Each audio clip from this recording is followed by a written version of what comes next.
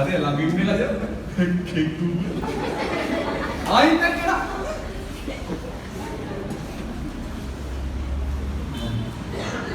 ඔන්න කාරණා දෙකක් මම කිව්වා. සර් පළවෙනි එක කිව්වේ නේද අපිට?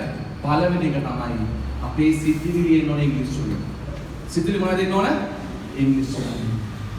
ඇයි අපි අර ඔක්කොම ඉංග්‍රීසි වලින් කියලා එකක් අලිය විතරක් කිව්වේ?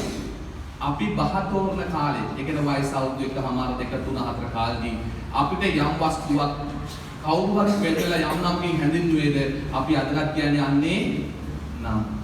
ඔයා යම් වස්තුවක් පෙරවලා දැකපු වෙලාවේ කවුරු හරි ඔයාලා හඳුන්වා දුන්නේ කුමන නමකින්ද? ඔයා අදටත් කියන්නේ යන්නේ පෙරහැරේ වඩංගෙ අවුරුදු 2 3 4 කාලේ ජාරි කිව්වා ඔන්න පුතේ අරගෙන අලි යන්න අලිය. දැන් කවුරු හරි කිව්වා. ඔයා අදටත් කියනවා අලිය කියලා. වැයලා හරි කිව්වනම් පුතේ අරින් එලිපන් කියලා. ඔයා අදටත් කියනවා එලිපන්. අර ඔක්කොම ඉංග්‍රීසි වලින් ඒකම ඉංග්‍රීසි වලින් කියන්නේ. සිතුවිලි ඉංග්‍රීසි වලින් එන්න ඕන. බැංකුවක මහත්තයාගේ ෆෝන් නම්බර් ඉන්න.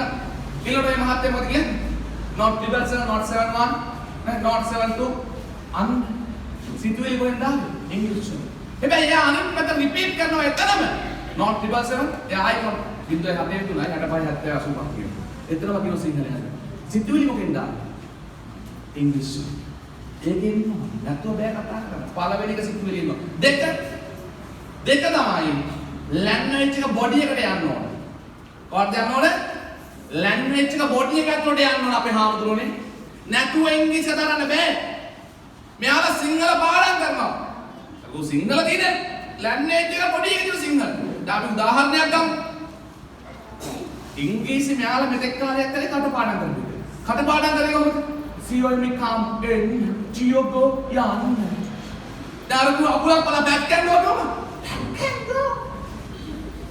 Single puluhan tapi